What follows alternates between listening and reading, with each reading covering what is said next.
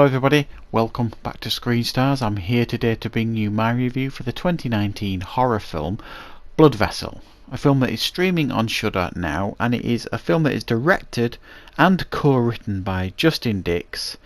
It stars Nathan Phillips, Elisa Sutherland, Robert Taylor, Christopher Kirby, Alex Cook and Mark Diaco.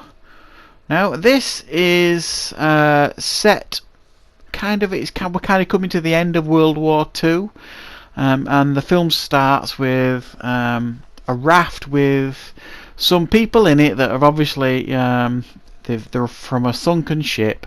They are drifting helplessly at sea, and they come across an abandoned German boat. So they think they've landed on their feet. While on this boat, these survivors soon discover that something pretty sinister happened on this boat that involves centuries-old vampire. And it's up to them to band together to try and survive the day. Right, so that is the basic premise of the film Blood Vessel. What are my thoughts on this film? Well, I must admit I was really looking forward to seeing this film. I like a really good vampire film. I think if they're done right, they can be really fantastic. I love 30 Days of Night. I think that's one of the best ever. Near Dark, you name it. There's so many great ones out there. Lost Boys, etc. Where does this sit amongst those vampire films? Well, it's kind of chasing behind the pack, but it holds its own, this film. I really quite enjoyed it, if I'm being honest. It's got a really good premise. You know, World War II horror films are generally, if they're done right, can be really atmospheric, and this one really is atmospheric. There's some good direction here, some good use of lighting, and lots of dark corridors, and then lit, heavily red lit corridors, and setting the mood, seeing dead bodies here, there, and everywhere, and burnt, scarred bodies, and just the whole kind of first half of the film is uncovering this mystery of what's gone on with this crew of misfits, really, and the majority of these crew members that find this German boat.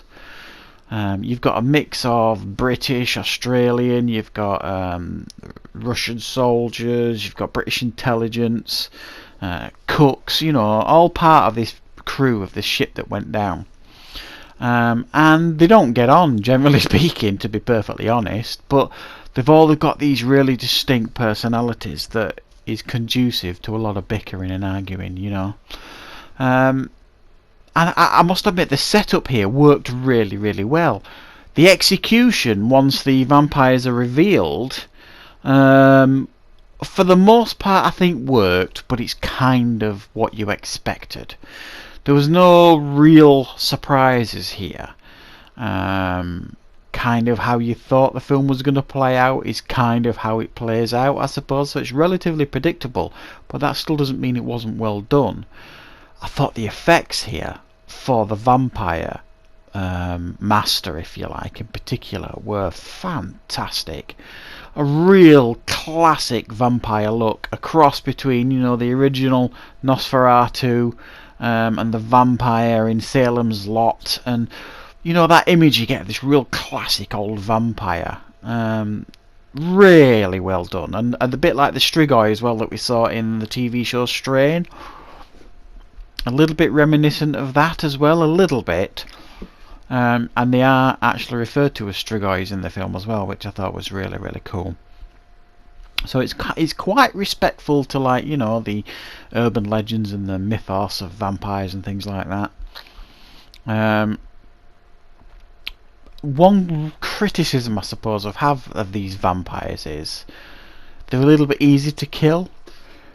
It doesn't kind of follow the same pattern that you're used to in regards to how you would kill a vampire, daylight crosses, all the usual stuff that you would see, a stake through the heart and all this kind of stuff. Even though they do find like a vampire killing kit at one point in the film, there are scenes, where they're shooting them, chopping heads off and things like that, and that seems to do the trick pretty effectively in this film.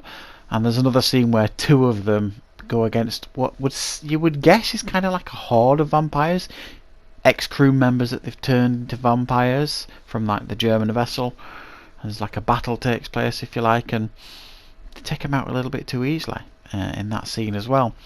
So that's all of my real criticism here of the vampires. They give you this real strong, powerful, impressive looking master vampire, but they're not as overpowered as you might imagine.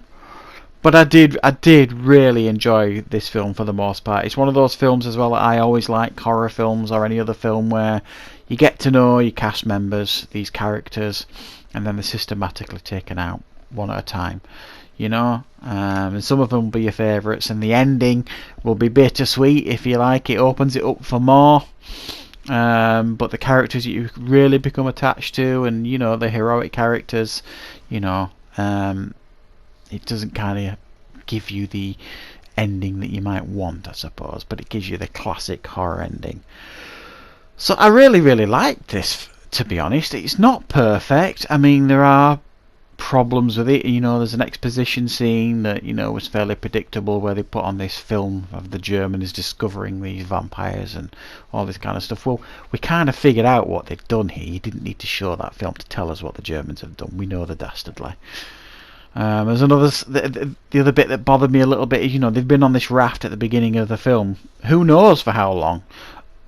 Week, 2 weeks? I'm not sure. It doesn't make it clear. At least I don't think it does.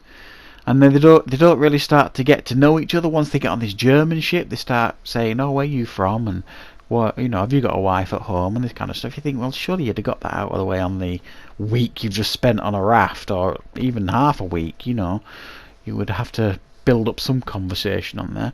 So there are some little niggly things here and there, but it is good. The effects are great, very atmospheric.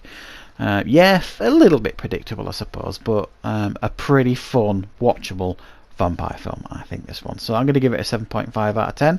It's one of those I would actually enjoy watching again, and it might be one of those that grows on me as well as time goes on, so I might even enjoy it more a year or two down the line. So yeah, that is my review for Blood Vessel.